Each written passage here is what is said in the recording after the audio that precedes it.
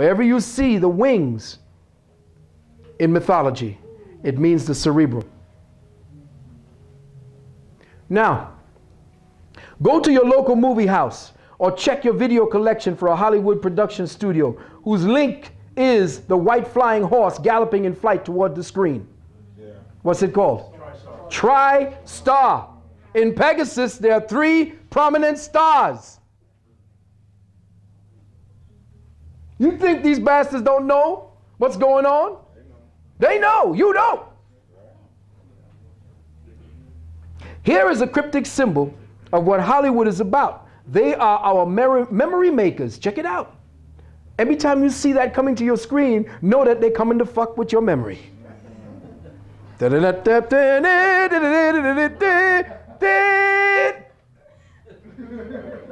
And your attention is fixed.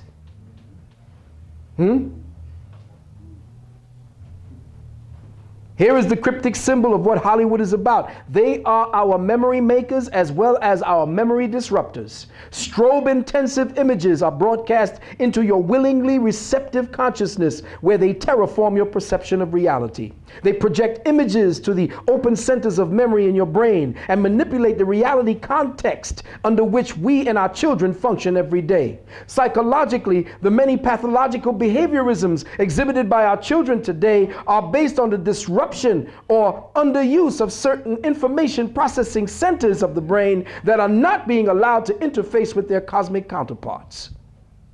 This interrupts their ability to manifest the necessary electrochemical components of harmonious thought that would be used to exercise the divine principle of reason. In other words, if they are not taught through the words that they are heard in the school how to give tangible understanding and understanding to the images that the words are supposed to convey.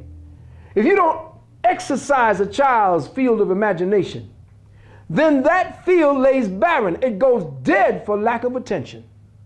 And it is the field of imagination that you as the parent must cultivate so that child may connect the dots as it begins to grow in its own self-realization. It carries the seed of every experience, and it has used you as the model through which to come through. That means you're connected to that child through some experience that is similar to what you have had in your past. So your children are connected to you. In fact, they're older than you because they came after you. Think about that. What happens after they become an adult? You become a child, almost an old child, and they take care of you. Check? Check.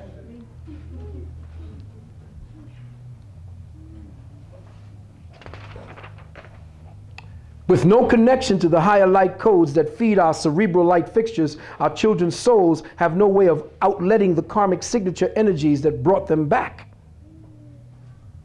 No way of exercising the reasoning that would help them to identify their incarnational issues, to help them to evolve and fulfill their life's purpose. This is why Bush, in the parasitic elite that he rules and rules him, is about to start a campaign.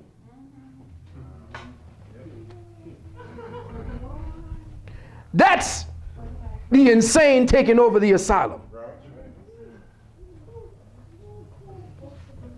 All disruptive. Now we know what that means. It means you can't teach. Let me just say this again. There are no disruptive children. What is disruptive is what you're teaching them. The disruption is the natural reaction to bullshit. Now, check this. Listen carefully. The insane are the ones most healthy in this society. Those people driven insane are actually expressing the true symptomologies that are indicative of a sick society. If you seem sane in an insane society, you are a crazy motherfucker.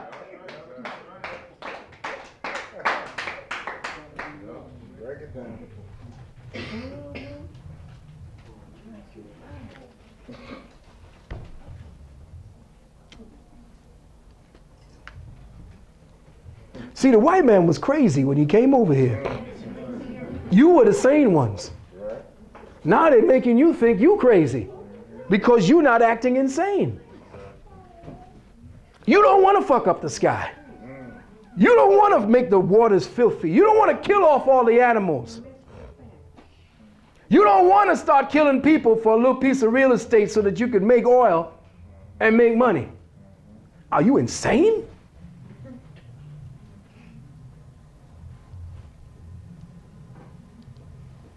This is why the Bush parasites, under the guise of sweeping health initiatives, is now attempting to further impede our children's psycho-spiritual evolutionary growth by screening them for mental illness. Children will label as disruptive.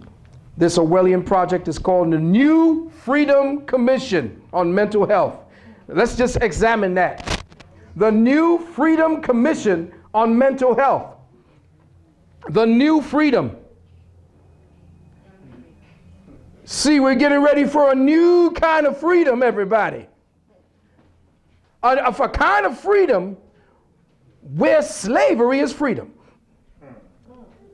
Listen to the new kind of freedom.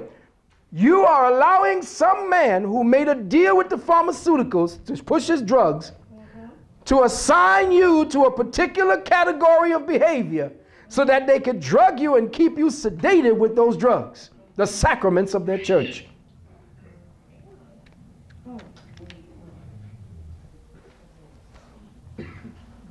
Brothers and sisters, I would like to review with you the evidence that I have gathered that proves there is a creeping infection of the collective consciousness upon our people.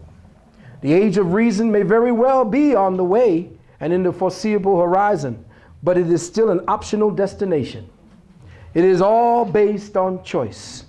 But if we are not allowed to choose, because we are not allowed to examine all of the variables so as to make such choices that will be of collective benefit to us all, then the age of reason will surely manifest as the age of rancor. The age of reason or the age of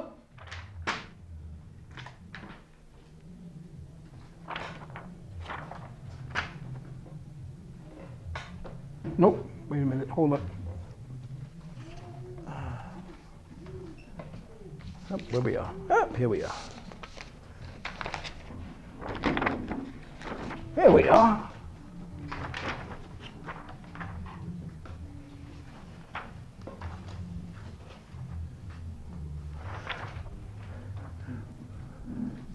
Brothers and sisters, everybody is talking about we are in the age of reason. No, we're not. We are more like in the age of rancor. And in the age of rancor, you have bitter, deep-seated ill will. Much like what I was saying at the top of the lecture about certain people who have a bitterness towards life that they express to everyone else in their behaviorisms and through their words.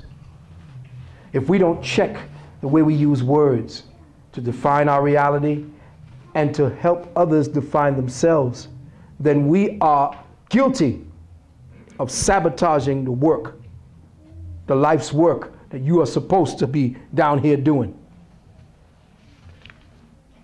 I'd like to kick off what may be seen as the sign of the times. I'd like to speak on some things